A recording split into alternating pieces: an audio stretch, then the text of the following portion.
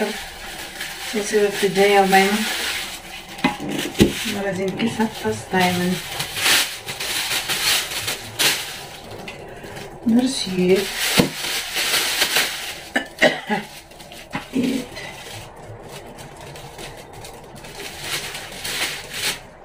Қандай тамаққа ол? Бұл біздің өзіміздің отбасымызға бір қасар тамақ. Бешке ма? Беш бармақ. Не еді мам? Жылқа. Ойба, қанша соғым мына жерде? Бір жігіт. Бір жілігет па? Бір сүйек. Бір май. Майдың ет. И бір қабырға. Енді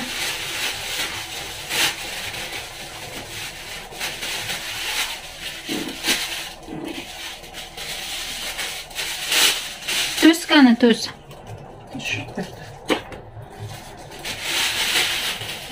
Жамбас жілік.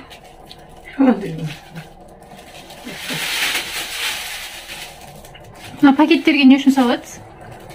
Дайын болып тұрады.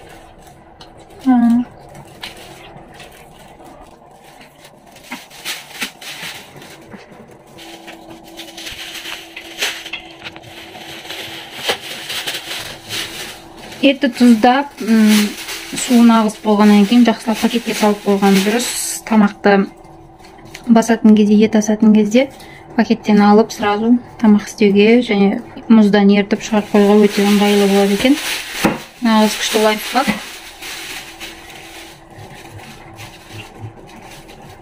Морозилке салып тастайсыздар, қатып тұрады. Етті тұздап, мамам 2 күнге қойып қояды. Тұзы сіңіп, соғы шығып бастағаннан кейін, мына етке өте қатты істет, сіңгеннен кейін морозилке салып қоясыздар пакеттен. Сөйтсе ұзақ уақыт дәмді түрленген болып сақталады екен.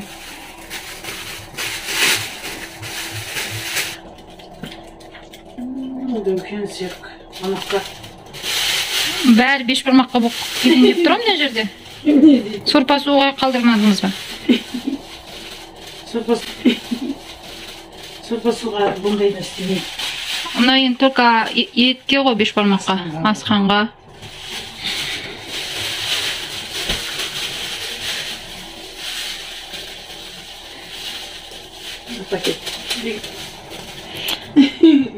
Не жақта ет тілеулері, мынау сүйек тілеулері еттің. Сүйекті еттерді енді үлкен көп қонақтар келген кезде ассаңыздар, сорпаның майы өте күшті шығады. Мұнда әрбір пакеттің сыртына бешбармақ, қуырдақ, неше түрлі тамақтарға қосатын аттарын замазкамен жазып қойсаңыздар да болады.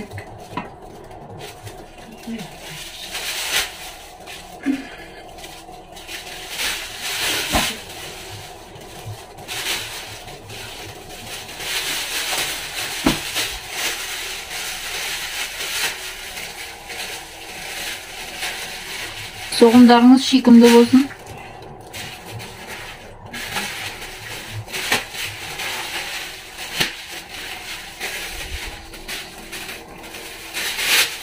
Жаңа қазын апарып қойдыңыз ба жасаған?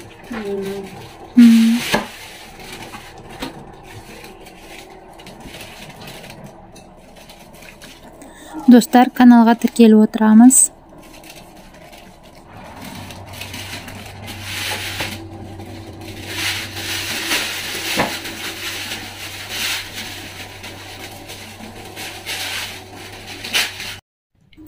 Тез-тез қазыны да жасап тастадық.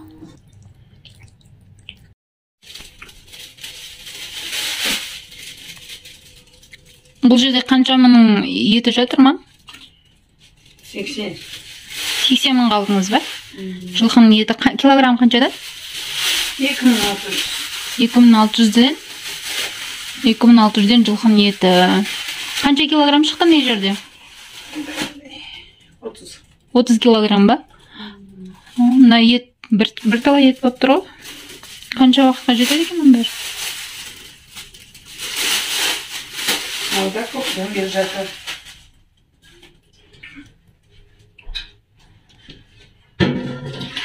Осы қазір бәрін морозильникке қатарластырып салып қоямыз.